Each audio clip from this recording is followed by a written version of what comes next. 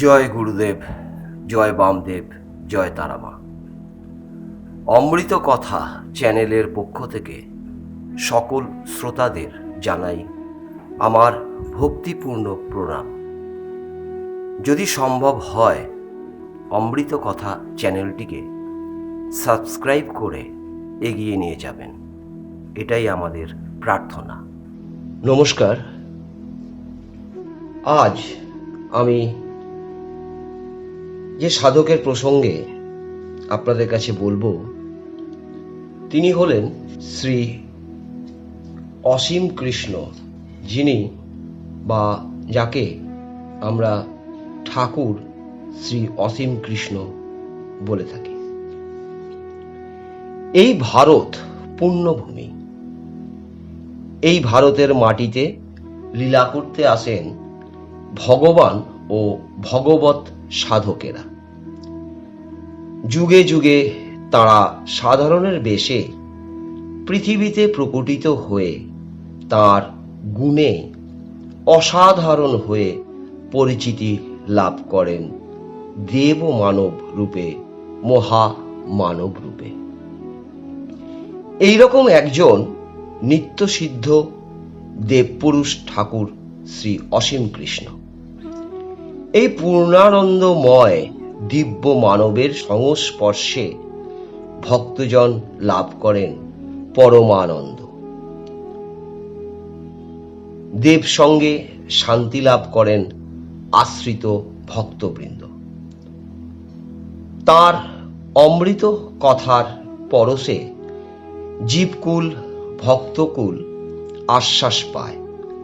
ভয় নেই, শান্তি চাও, হরিনাম করো। হরিনামে আর শিব জ্ঞানে জীব সেবার দ্বারাই পাওয়া যায় শান্তি স্বরূপ ভগবানকে। হরিনাম সংকীর্তন আর ভগবত বুদ্ধিতে জীব সেবাই যে এ যুগের পথ। মা ভই শ্বাসে প্রশ্বাসে হরিনাম করো, তোমার পারদ্ধ ক্ষয় হয়ে যাবে। তখনই বুঝতে পারবে নাম রূপে যে তিনিই আসেন। দিব্য দৃষ্টি বিকশিত হলে গুরু ভগবান তোমার সম্মুখে পরমাত্মা রূপে প্রকাশিত হবে। অত ভেবে কাজ নেই, নাম করো, নাম করো। সামর্থ্য থাকলে সেবা করো, ক্ষমতা নেই নাম ভজন করো। এই প্রবচনের প্রবক্তা পুরুষ স্বামী অসীমানন্দ নামে সন্ন্যাস জীবনে পরিচিত। তার পূর্বাশ্রমের নাম শ্রী অভিজিৎ। তবে তিনি ভক্ত শিষ্যদের মাঝে পরম প্রেমময় ঠাকুর শ্রী শ্রী অসীম কৃষ্ণ দেব বা শুধুই খ্যাপা ঠাকুর। পশ্চিমবঙ্গের বাঁকুড়া জেলার সোনামুখী শহরের সন্নিকটে মানসুরি গ্রামে এক প্রসিদ্ধ শিক্ষকের কুটিরে মা ভবানীর কোলে এই দেব শিশু জন্ম পরিগ্রহ করেন।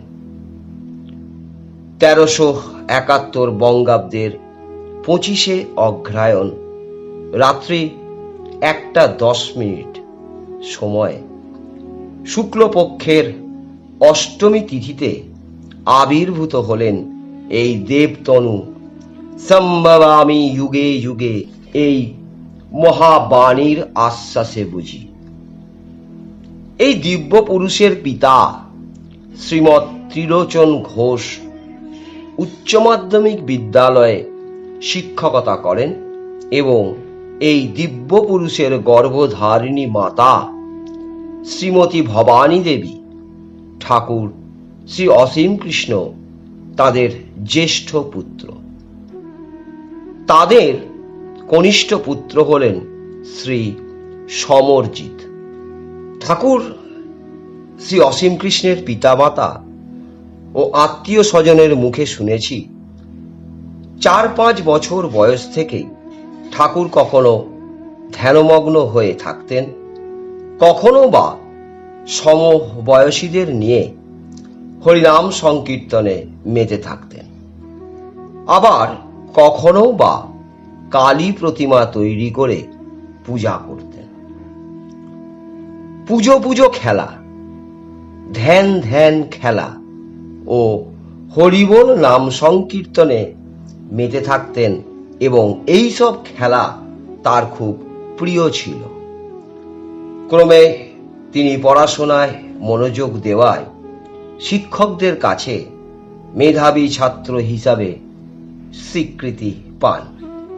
কিন্তু পড়াশোনার সময় ছাড়া অন্য সময়ে উনি যোগাসন ও ব্যায়াম করতেন, খেলাধুলা করতেন না। অবসর সময় তিনি স্বামী বিবেকানন্দ, ঠাকুর শ্রী শ্রী রামকৃষ্ণ, শ্রীমা সারদা ও ভারতের সাধকদের জীবনী ও বাণী পাঠ এবং চর্চা করতেন। ওই সময় হরফ প্রকাশনীর বেদ ও বেদান্ত এবং উপনিষদ গ্রন্থাবলী পাঠ করতে শুরু করেন ও বেদান্ত প্রবচন চর্চা ও অভ্যাসের চেষ্টা করতে থাকেন। এছাড়াও প্রত্যহই তিনি গীতা পাঠ ও গীতা প্রবচন অনুধ্যান করতেন। এরপর তিনি মাধ্যমিক পরীক্ষায় উত্তীর্ণ হন। এই সময় তিনি ভারত বিখ্যাত কয়েকজন মহাত্মা ও সাধিকার সংস্পর্শ লাভ করেন।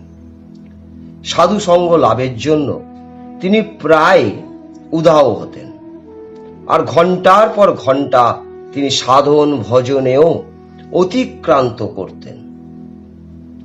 এই সময় তিনি ঠাকুর শ্রী শ্রী সীতারাম দাস ওঙ্কারনাথ, স্বামী স্বরূপানন্দ, শ্রীমৎ ধনঞ্জয় দাস কাঠিয়া বাবা, শ্রী শ্রী মা আনন্দময়ী, শ্রীমৎ যোগেশ ব্রহ্মচারী মহারাজের সংস্পর্শে আসেন এবং তাদের জীবনী ও বাণী এনাদের সদাচার ও সাধনার ধারায় অনুপ্রাণিত হন।